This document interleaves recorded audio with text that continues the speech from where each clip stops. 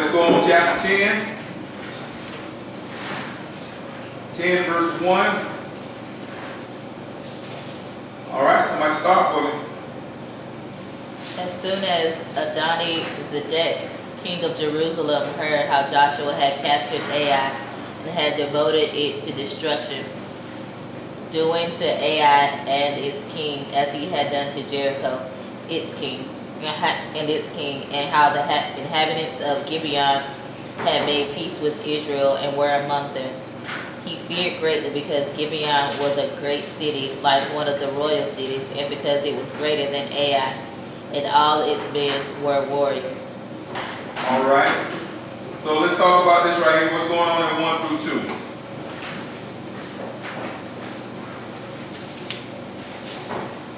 I guess it's talking about a king, Adoni, we'll shorten his name for a little bit, who was the king of Jerusalem, and I guess he was afraid because he heard about how Joshua had captured Ai, and I guess and the people of Gibeon had been scared, and those are the ones who were dishonest with them and went into the city or whatever, and so he got scared a little bit. So you say you heard how the other folk got destroyed. Then you heard how the Gibeonites made peace. And we're now their allies, and so why did they become afraid? Because Gibeon was a large city, and it was bigger than Ai. So he felt like if Gibeonites became their allies because of their fear, and they were larger than Ai, and Gibeonites, they said, had mighty warriors.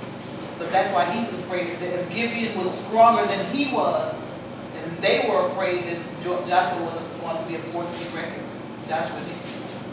Okay, so they weren't necessarily, I'm not saying they weren't afraid of the Israelites, but it sounds like it's obvious that they were afraid of the Gibeonites. And it seemed like a lot of the fear was they look at Gibeonites as these strong men from a larger city, and now they're allies with the Israelites, and it seems like a lot of the fear is coming from the fact that these people that made this deal and became allies, that these actually were pretty strong people. And so that necessarily to me seemed like all the fear came as a result that Israel is so strong. Yes, I think they did acknowledge that, hey, they did kill the other king, but in addition to that, they also joined up with the Gibeonites, which makes them even stronger. Am I correct or not? Now, the Gibeonites were the Hittites, right? Hivites. Hittites. Hittites. All right. So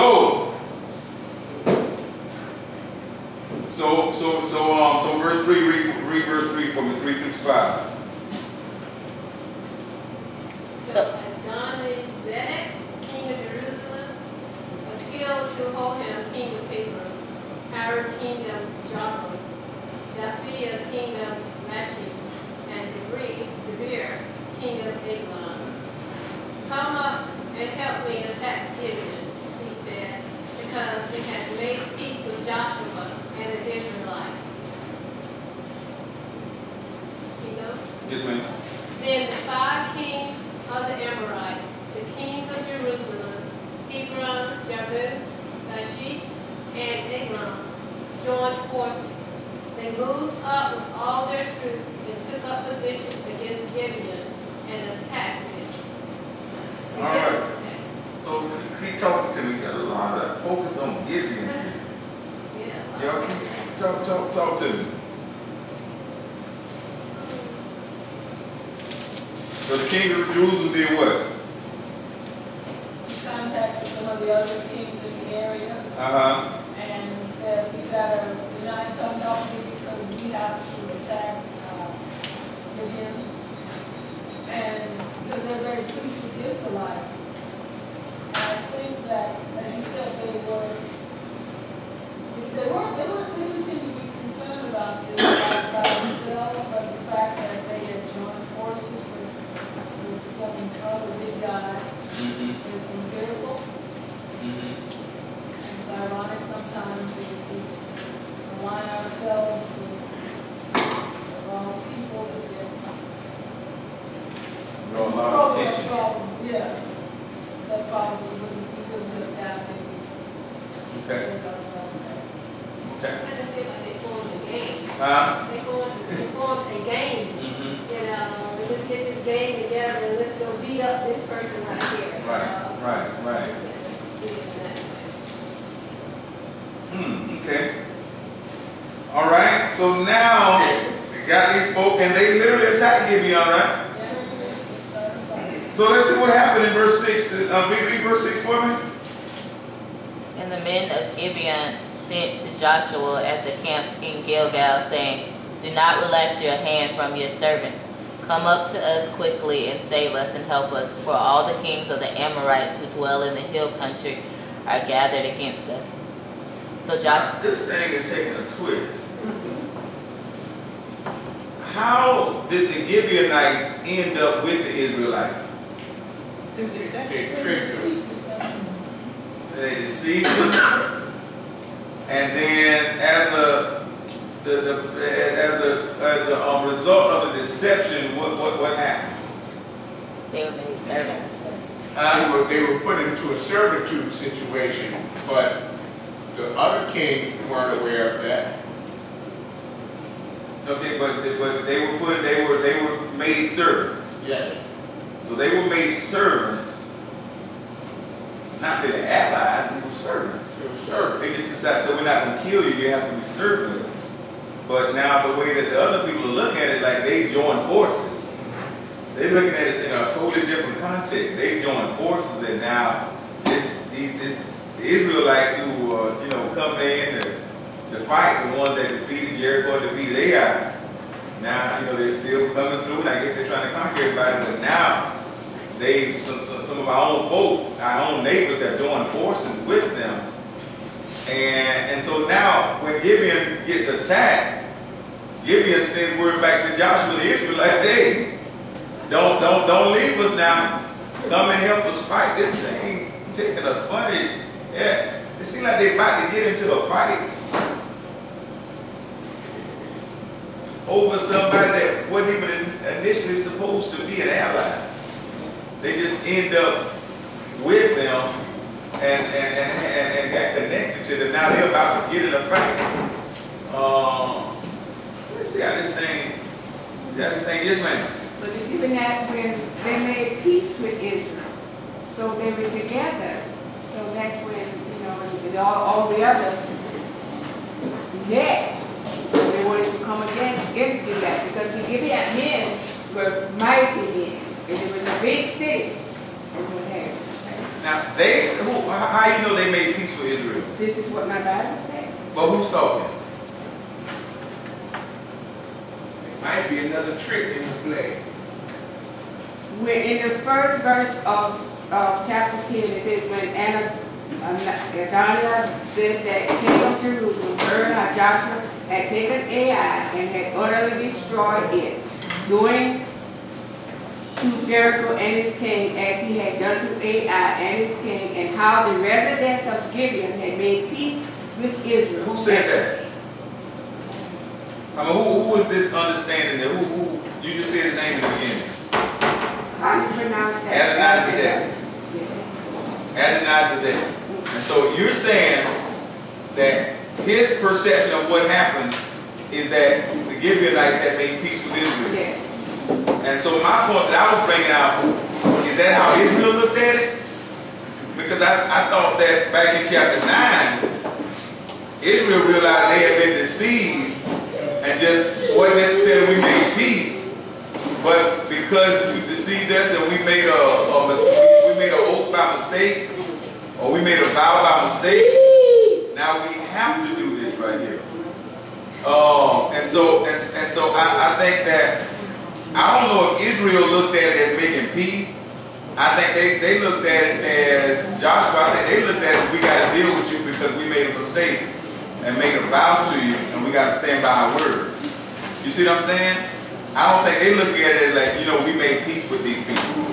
But I think that's how everybody else looked at it from the outside, that Israel has made peace with these people. kind of like Sister Cole. If okay, I'll tell you, I use this right here. No, that's a little too out there. I'll try to calm it down. Let me try to figure out another example.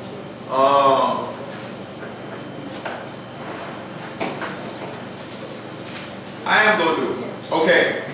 Let's say y'all know the kind of stuff that go on in this world today. So let's say a young lady, she gets pregnant and has a baby, and you know, she lets the guy know, hey, you're the dad, and so he kind of accepts it, and then later on finds out that's not his baby, but he's kind of falling for the baby. He loves the child, and so he decides, you know what? To this child, I'm still going to be daddy.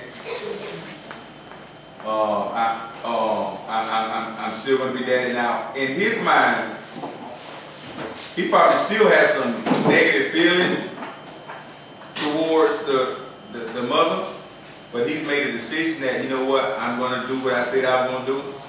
You know, even though it was by deception, I stepped into it, but I'm going to go ahead and do it. But to the folk outside of it, some of them might just look at it like, oh, that's a nice little couple, you know, and you know, they come together, they got a great relationship, and that's what it looks like from the outside. But from the inside, that's not really what's going on. That's the point that I'm trying to bring out. Do you see what I'm saying? And so I think that the Israelites, yes, the king, and then he told all the other kings, yeah, these are allies. They friends. They made peace with one another. And that's how it looks from the outside. But from the inside, I think the Israelites, although they decided, hey, we're going to go ahead and we're not going to destroy you, and you're going to have to be our servants, I think that they probably still have a little bit of bitterness. I mean, not that they're not going to help them. They still might help them. But I don't think they really look at it as an ally situation, because they didn't have all the information when they came into the relationship. And that's just a little piece that I'm trying to catch. I think the way that the outside people are looking at it and the way the inside people look at it might be, the perceptions might be totally different. I don't think nobody's getting what I'm saying. Nobody's getting what I'm saying? Yeah. No, everybody look at it at the beginning. So somebody else explain, because you're not getting what I'm saying, are you? I heard. But are you not getting what I'm saying? You get it, Joanne? I'm just trying to figure it out, so in another way that I can understand. Yeah, somebody else try to explain what you think I just said.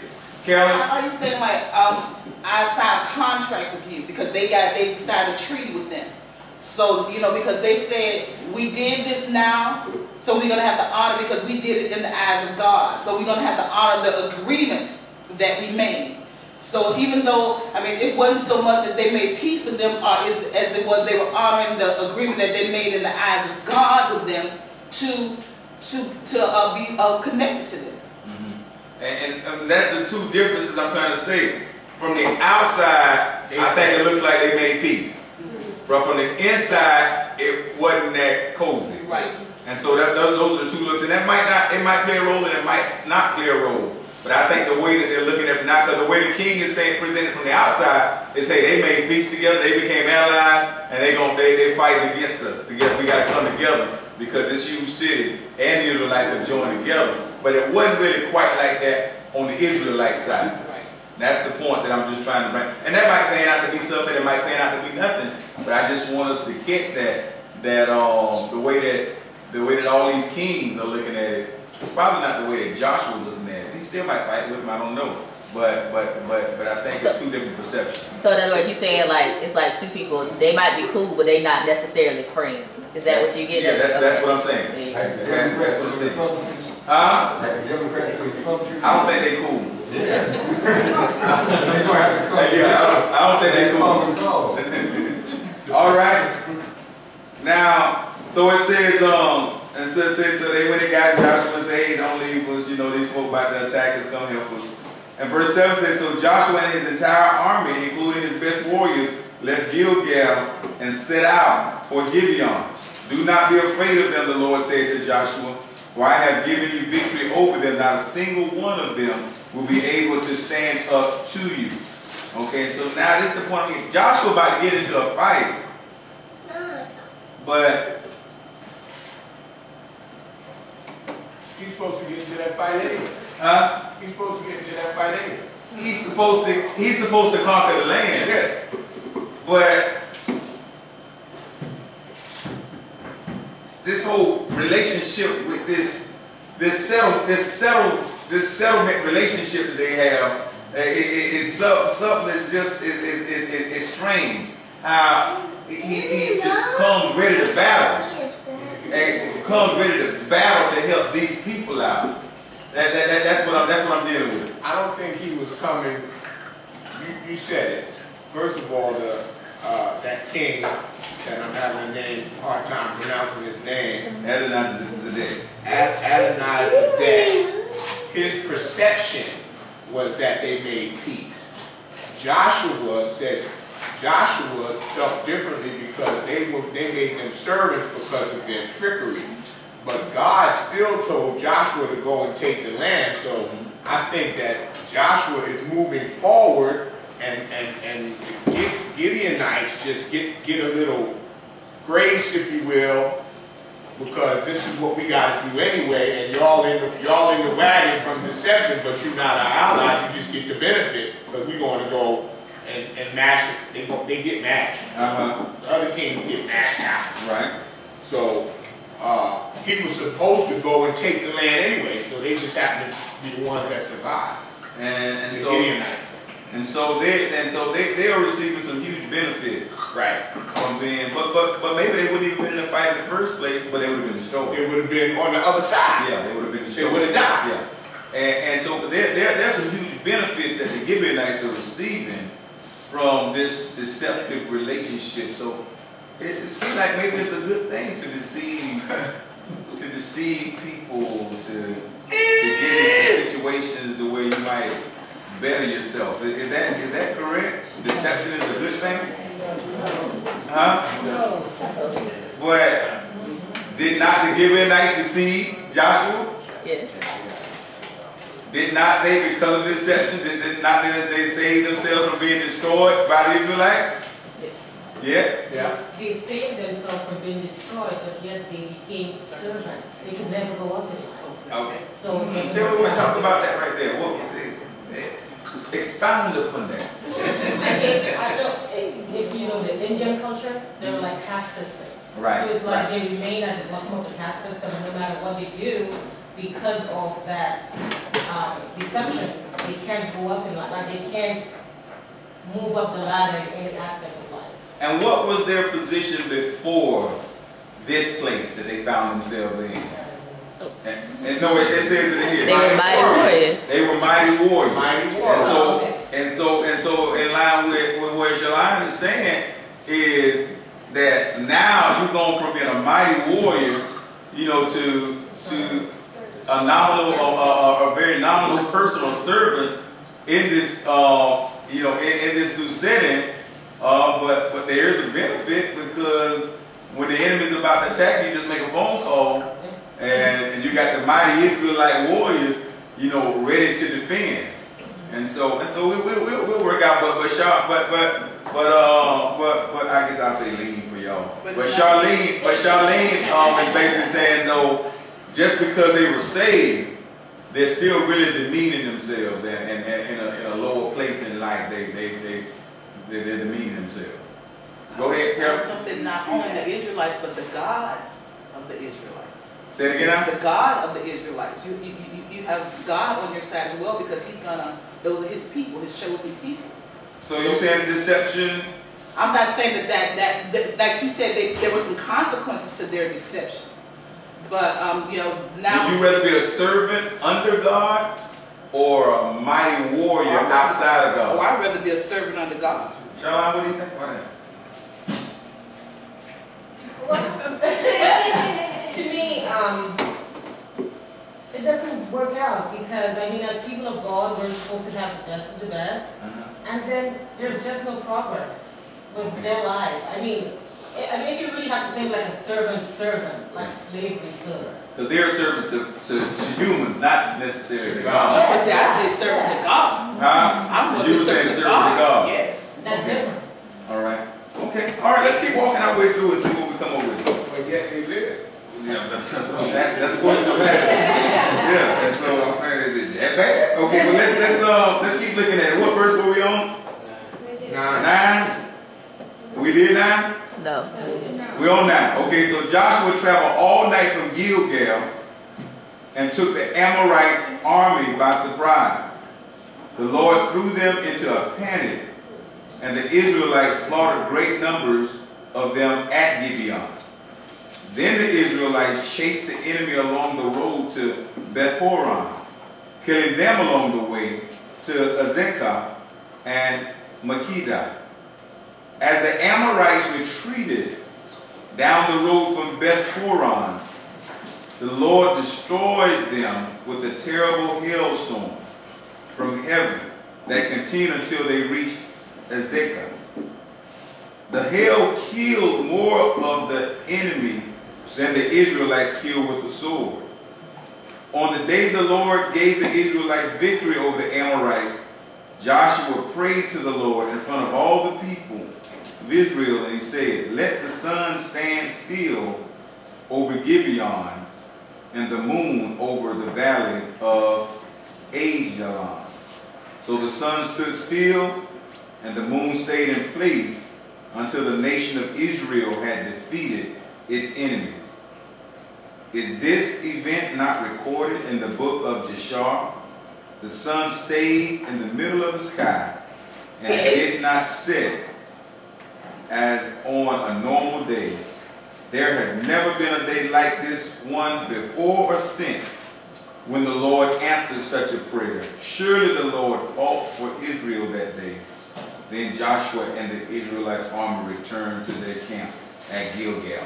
And so let's leave the Gibeonites alone for a second and let's deal with the Israelites. And so now when Joshua and the Israelites come to fight this battle, what is the significant thing that Joshua does? He's obedient to the Lord. And what did you say? He talks to God.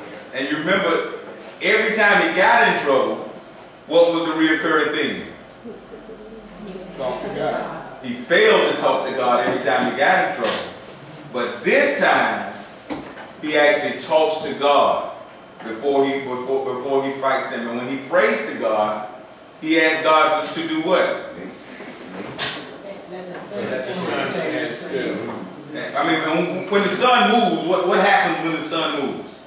What are we able to do by the movement of the sun? Tell time. Tell time.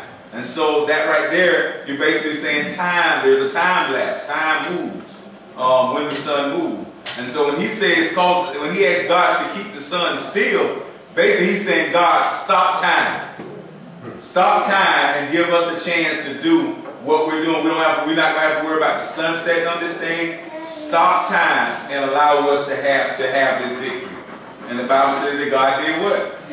Honored it. He honored it. He stopped time. And so I don't know how long it lasted. And the people that got beat down don't know how long it lasted because time was literally stopped. Motion wasn't stopped on earth, but time was stopped on the earth until all these things happened. You know, till the people were defeated and all the other things that happened. And the scripture says that how many more times has this happened since then? Never. It says that it's never happened again. And so he prayed to God and asked God as he was about to go into battle with these people that wanted to attack, that he felt that wanted to attack him. And he prayed to God. And in praying to God, he made a specific request. Prayer, I wonder how he knew. I guess how do you think he knew what to ask for? Is that something that seemed like he would just say, just let me beat him down, right? What do you think, how do you think this comes up to pray to stop time? Where does this come from? It's the opportunity to God to show the immense powers and wonders of God. Like God gets a chance to, you get the chance to brag on God, if you will, like the Mount Carmel incident with Baal and Elijah about the fire and soak the wood, and now God. That, I think that. John? I think it's like just simple. It's harder, it's easier to fight your enemy during the day when you can see them, see where they act, and fight them in the dark. Yeah, so I think that's basically. Okay, yes ma'am? I agree with what she said, because it's like when it's raining, and there are times that when you know that you know that you know it is raining, that you need to get out and you ask the Lord, no, slow it down. Slow the rain down. But it was the hail that destroyed the enemy. Not all of them. It says that the hail killed more than the sword.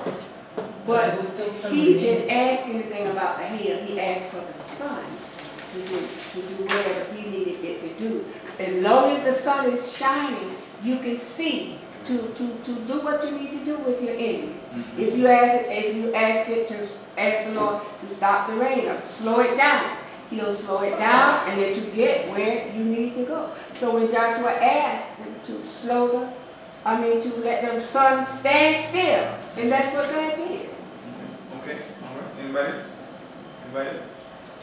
All right. How about this right here, which I think is great. And so in my mind, okay, to have the concept that there has to be some type of strategy.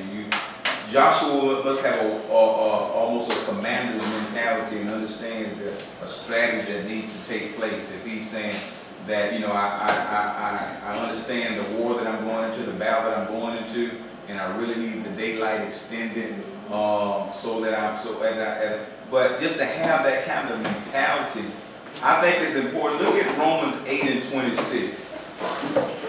Before you go there, Pastor, can I say something? Yes, ma'am. The sun comes up from the east, right? Yes, ma'am. Okay, when the sun comes up from the east, and it just goes, and it shines all over. If it stands still, you'll be able to see. And if it don't go down, and what have you, you can still see. But like you say, if it comes up, when it comes up from the east, it's a beautiful thing. Watch that sun come up from the east. It was divine intervention that spoke for Joshua, according to Romans 8:26. It was divine intervention, like when Jesus told Peter, "That's not of you. That who you say I am." I think the key point is in this 8:26. Read what 8:26 says. Likewise, the Spirit also helped our infirmity, for we know not what we should pray for as we ought. But the Spirit itself maketh intercession for us with groanings that cannot be uttered. And so what I think the key thing to prayer is listening to God. That's right. Because I don't even know if Joshua knew what he needed.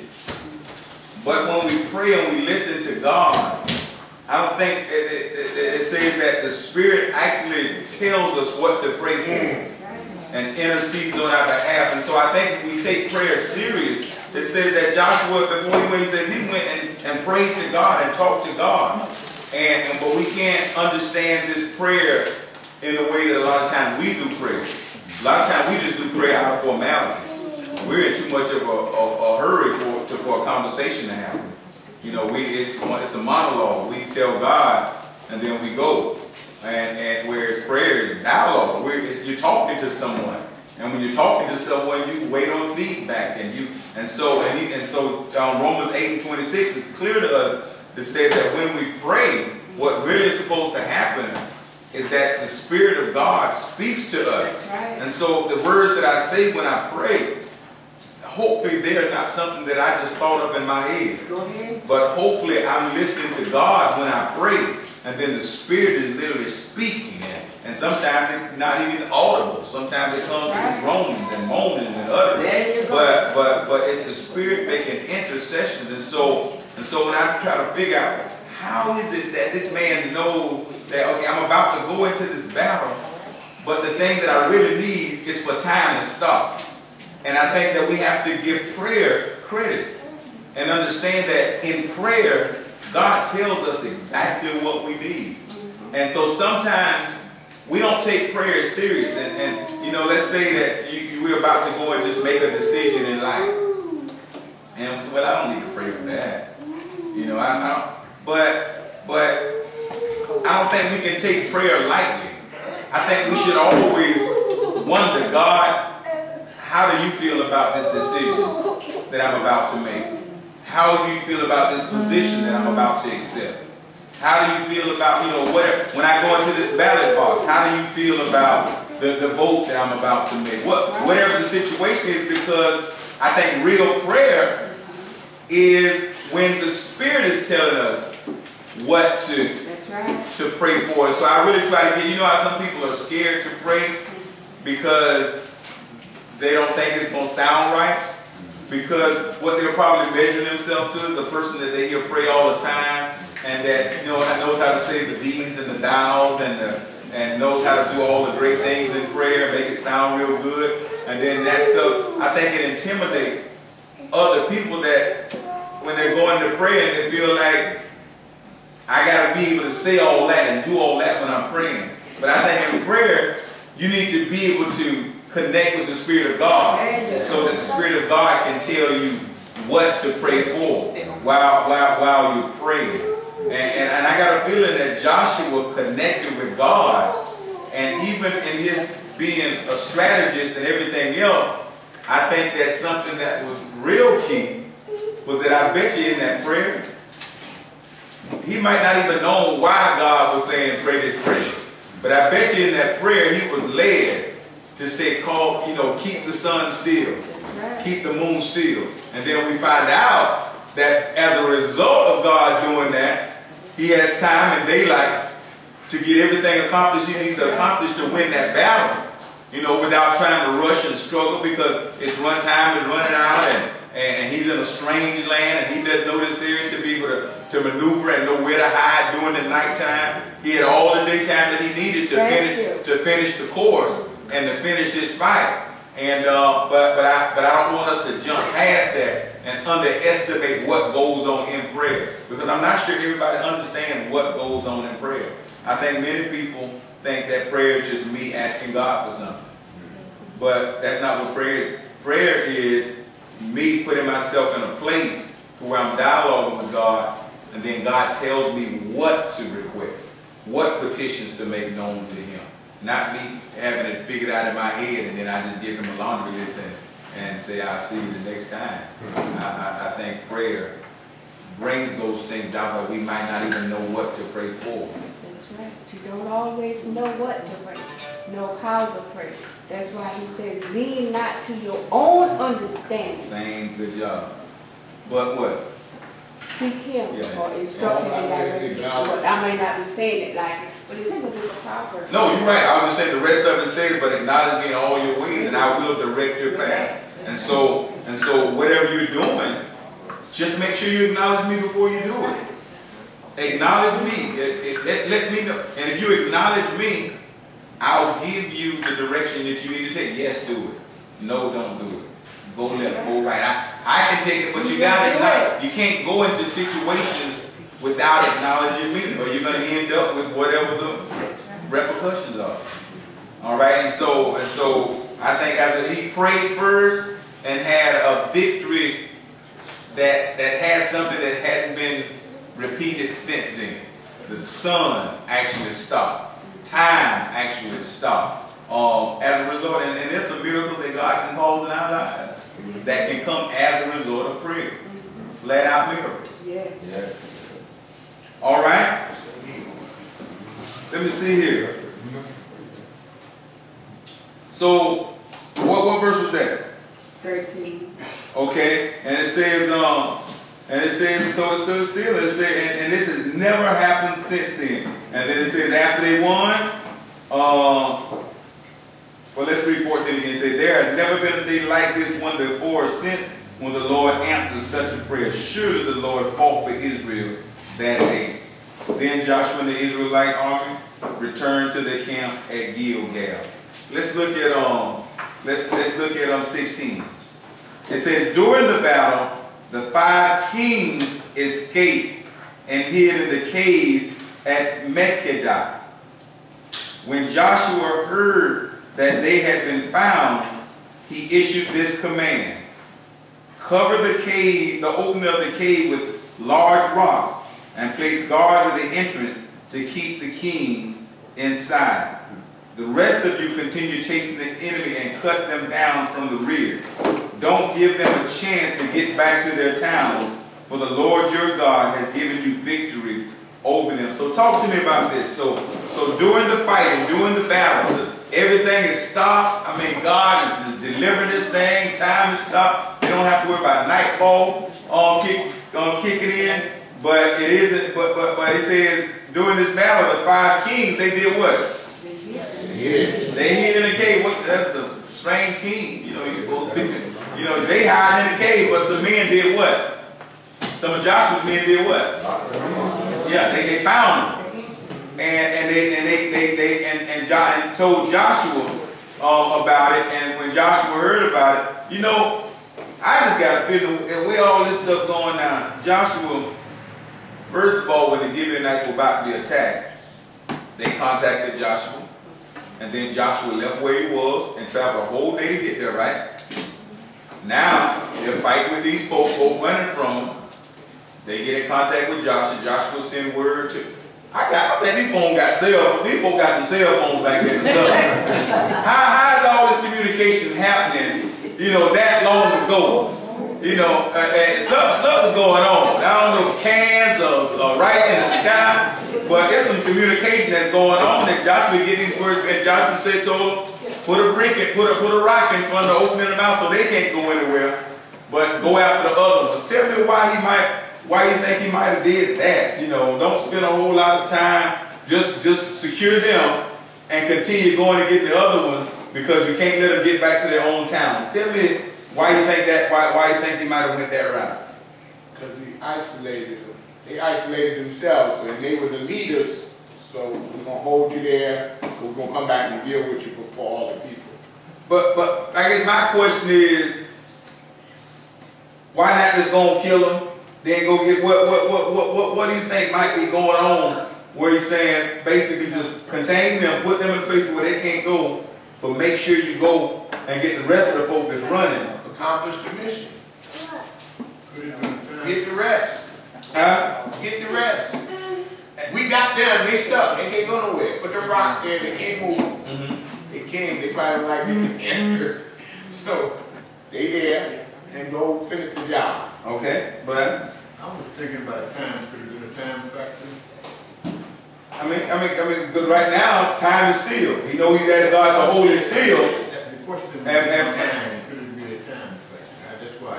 And maybe God is saying, I bless you, I've given you grace to hold the time, but I need you to be effective or efficient with the time that I've given you. Now that's a real good point. That's a good point right there, brother Adam. And so I'm going to get this right here.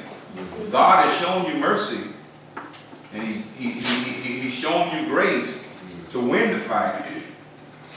But you don't have forever to win the fight.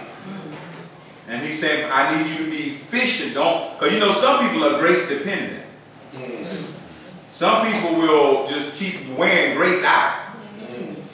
Just wear, we used to call it, in my frat, we used to call it leaning on the shield. You know, you just wear grace out. You know that, you know you got grace, and you just wearing the mess out of grace. Grace leaning over to the side. Because you just keep putting so much pressure on grace instead of stepping up to the plate. Melvin? Back to the question that you were saying, why did it didn't deal with the kings and they went after the other ones? Right. Well, I'm just thinking war and in battle. You would go after them because they would, if you don't, then they would have time to get in the city, to regroup, and possibly grow bigger to come back and get you. So while they're running, and it's few of them, it's easier to kill the few than it is to do many. And with not bothering the king, the kings that are stuck in the cave, because you already done secured that area. You can come back and get them.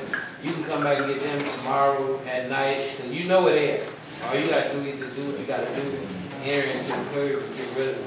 But those that are running, they once they get to their destination, they can grow bigger. Probably even got more ammunition or even better, maybe can find better warriors to come into battle.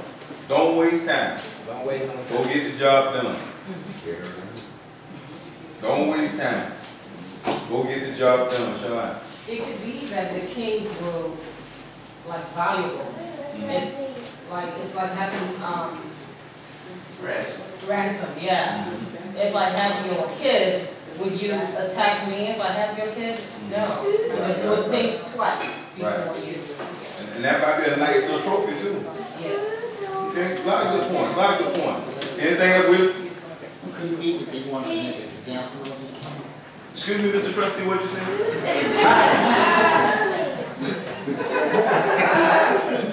Wanted to make an example. Okay. So you said they might want to make an example of the kings. Okay, they might do the kings in a different way. Okay. Anything else? Yes, ma'am, Destiny. Or like kind of what Mr. Lily was saying, how like they may think that a king hold all the power, but once they like catch them in a weak spot, they can really show like who has all the power. Okay. Might be about to convince many through actions to just a couple. But it might be different. You get one of the little people, but you get the king. Whole bunch of people might get convinced that the head. You may not get the head. That's what I know y'all animal lovers and y'all don't like hurting animals, but I don't play with snakes. And the first thing I try to get in his head. I ain't worried about the tail. I said if I get that head, me and him, I can deal with it from there. But you get the head. I know I made a lot of y'all upset. Y'all want to catch him and put him back into the forest. Catch no snakes. All right. So now it says, what verse?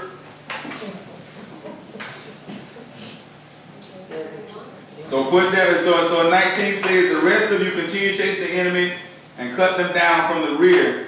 Don't give them a chance to get back to their towns, for your Lord God has given you the victory. So Joshua and the Israelite army continued the slaughter and completely crushed the enemy. They totally wiped out the 5 armies, except for a tiny remnant that managed to reach their fortified town. Then the Israelites returned safely to Joshua in the camp at Makkedah. Now, look what happened right there. After that, no one dared to speak even a word against Israel. But look what happened. Once they made it back to their town, they didn't even try to kill them. They had to kill them. Looked like they had to kill them because their towns were fortified. And so I think they had to be smart enough to where if they make it back in those walls, It's safe. we better leave that alone. Yeah. And so I guess they had to kill as many as they could, so you have less that's in the town that can fight against you. I'm on base. All right. Then Joshua said, remove the rocks, covering the opening of the cave, and bring the 5 kings to me. So they brought the 5 kings out of the cave, the kings of Jerusalem. Now this is not Israelite. Remember they lost. These people are in their city. They hadn't possessed the city yet. And so these are people that are in those cities. So the king of Jerusalem is not Jewish. The king of Jerusalem, Hebron, Jarmuth, Lachish, and Eglon. When they brought them out, Joshua told the commanders of his armies, come and put your feet on the king's necks. Destiny, I'm about to feel what you said. I'm feeling what you said. And they did as they were told. But come, you old school. What that mean to put your foot on somebody's neck? Oh, that's wrong. Basically, you're trying to kill them. Yeah, and you embarrass them. You finna put them out their misery. Anybody ever wring the neck of a chicken? Y'all did it before? That's the scariest thing I did in my life. Granddaddy made me do it though, boy. They say, put your feet on their necks, and they did as they were told.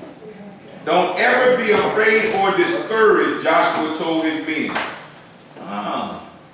So he's encouraging his men. He got his foot on these kings' necks. All these kings have been talking about all this noise. They so bad. They've been poverty. Put your foot on poverty neck. That old lion spirit that's been lying on you. Put your foot on that neck right there. All these kings that's been trying to dominate you and hold you down in your life. Joshua said, I'm going to put them in front of my men and encourage my men. And so he said, put your foot on their neck. And he said, don't you ever be afraid or discouraged, Joshua told his men. Be strong and courageous, for the Lord is going to do this to all your enemies.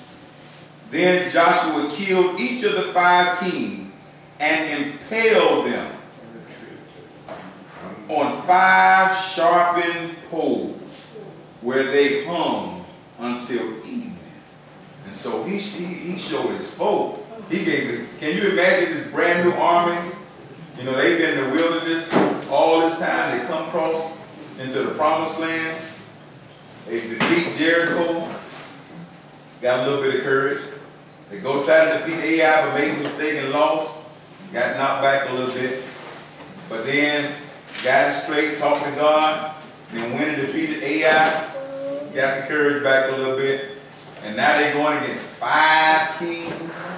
And Joshua said, I guess Joshua said, I'm getting ready to put some courage in these folks. Well, they don't know that they can defeat anybody. They tell you got your hand? No. Okay. Well, they can go and defeat anybody. And so Joshua said, can I get somebody to lay on the ground and put my foot on the neck for a second? That little girl right there volunteered. Let me put my foot on your neck, man. This for the Lord, man. Pastor, that little girl back there you was talking to. Check this out. These great kings. He told his men, and Joshua didn't do it. Joshua said, y'all put your foot on their neck. These great kings, I guess they probably adorned with all kind of gold and riches and whatnot. And they lay down there and they got their foot and he's making all the people look at them. Y'all look, everybody look. Everybody come around and look. All these great kings. Kings of this place, that place, Jerusalem. Look at all these great kings. They got their foot on the neck.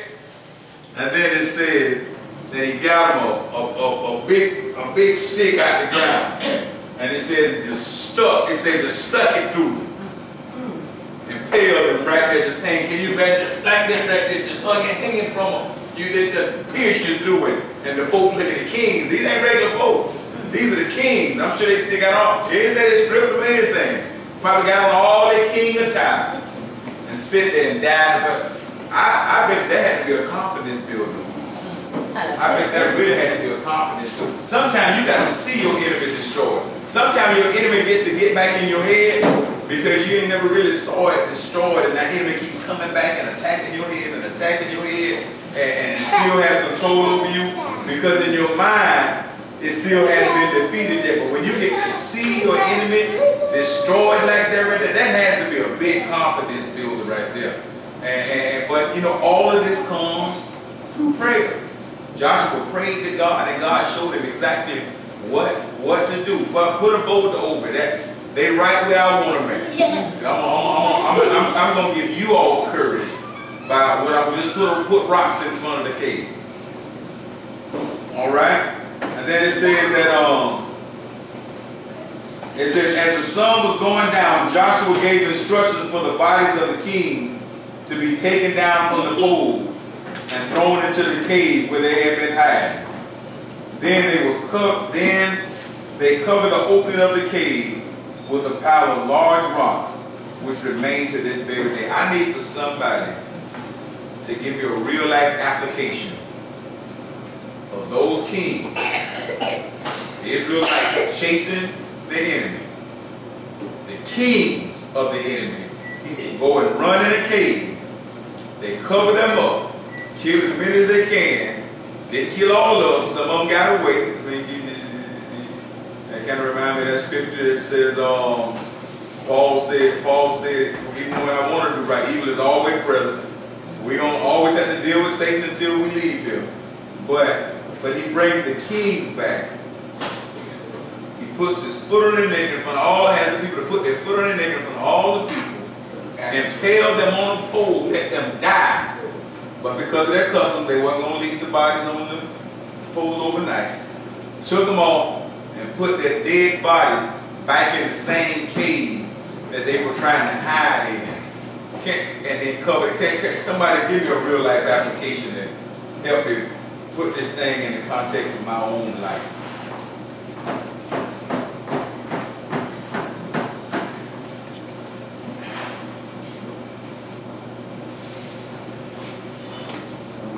I kind of see it like, I don't know, like when you become a new person or a new creature in God, and when you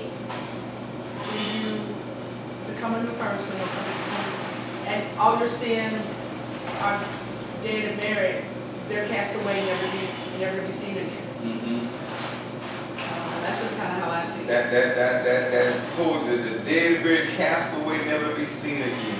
Do you all remember when we were in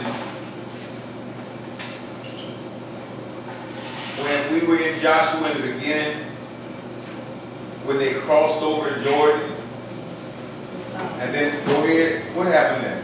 He asked them to, something about a stone, so that they could go back, years later they could go back and remember how he brought them out or how they came through. They would never forget what they went through to get to where they are now. That's correct. Is that what you're going to say? I was just going to tell you about when the Lord tells you, when you pray and you ask the Lord and you're doing some things that you didn't have in your business, and the Lord tells you to stop, He pulls the cover. And everybody knows. Right. I think it's important in life to have things that remind you of how powerful God is. And especially when he destroys the things that try to hold you captive, the things that try to control your life. And so the thing that they're going to always remember, because this is the promised land, this whole land is going to be theirs. They defeat this, and they're going to, this is going to be a part of their nation. One thing they're going to always remember when they go by that cave is what God did. And it's locked up behind those stones. That God did it, and God dealt with it. This was something. And so when I think about that, I think, what if I have just a real stronghold that really has, just really has me, and it's an enemy trying to destroy me, and then God gives me the strength and I put this thing on the run, but the real power of this thing, tries to, while I'm saying I'm putting this thing, because sometimes the enemy will let you feel like you beat him. You ain't really did nothing. All you did was just make a lot of noise, but you ain't really cut the head off. And now the head of this thing is still hiding, and so God helps me to actually deal with the head, with the power of this stronghold. Has anybody ever had a stronghold that just had you when you wanted to do right? That stronghold had you? Yes. Lord have mercy. We got a big church. We got 3 people. We got a big church, guys. Lord have mercy. But me, I've had strongholds to where you want to do the right thing, but this thing got you. And so this stronghold, he's able to come back and convince the whole army, or if nothing else, convince myself that God can destroy strongholds, and put my foot on his neck, kill him, put him in a cave, put the rocks in there. I'm going to always be able to see this. Brother James Allen always tells this story. That's what I was thinking about, the liquor bottle. Brother James Allen always tells this story about, when he used to drink real heavy and he tried to stop and ask God to stop, and when he he asked God to stop. God said, okay, and he started having some real serious health issues when God was showing him to stop, and started having seizures and all kind of stuff. And then they were trying to figure out, what's called and what's called, and God finally spoke to him, and said, you said you want to stop, right? This is what the drink is doing. All right? And so he said that did it. But he said what he did, though, is he kept a bottle. And he keeps it right there in the house. And that thing just reminds him. He says it's been there for years. And it just reminds him of how God helped. And it's still there, and it's not empty. It still got stuff in it. He ain't killed it. All right? And see, but that reminds him of how God delivered him from something that he couldn't get delivered from on his own. And so it shows the power of God. And so I think sometimes it's good in our lives when we can have visual things to remind us of the power of God, because that's when the enemy gets the best of us, when we have amnesia and forget that God delivered me from this right here. Why am I back in it? God fixed this before. Why am I back in this mess right here again? And so I think that's real good to have those markers to remind us.